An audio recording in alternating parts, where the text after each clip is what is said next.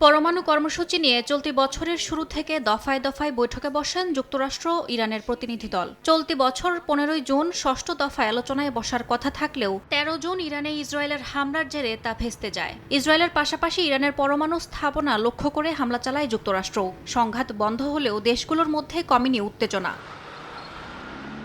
এর মধ্যেই যুক্তরাষ্ট্রের কাছ থেকে আবারও আলোচনার বার্তা পাওয়ার দাবি করেছে ইরান। বিষয়টি নিশ্চিত করেন দেশটির সর্বোচ্চ নেতা আয়াতুল্লাহ আলী খামেনির উপদেষ্টা আলী লারিজানি। তিনি বলেন, আলোচনার বিষয়ে পর্যালোচনা করছে তেহরান। কাতার ভিত্তিক সংবাদ মাধ্যম আল জাজিরাকে দেয়া সাক্ষাৎকারে তিনি বলেন, ইসরায়েল ও যুক্তরাষ্ট্রের হামলার পর আলোচনার বিষয়ে কোনো আগ্রহ নেই ইরানের। যুক্তরাষ্ট্রের প্রতি আর কোনো আস্থা নেই বলেও জানান তিনি।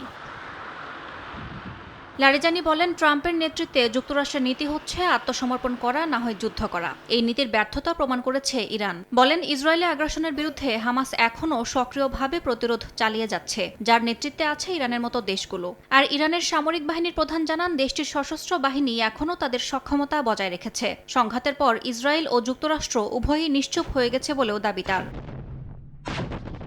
এদিকে ইরানে ইসরায়েলি হামলার বৈধতা নিয়ে মন্তব্য করে তীব্র সমালোচনার মুখে পড়েছেন জার্মান চ্যান্সেলর ফ্রিডরিখ মার্জ। ইরানের পররাষ্ট্র মন্ত্রণালয় জানায়, জার্মানি এই আগ্রাসনের পক্ষে অবস্থান নিয়ে আন্তর্জাতিক আইন লঙ্ঘন করেছেন। অতীতে ইরানের বিরুদ্ধে রাসায়নিক অস্ত্র সরবরাহের ইতিহাস তুলে ধরে তেহরান জানায়, এখনও ইতিহাস থেকে শিক্ষা নেয়নি বার্লিন।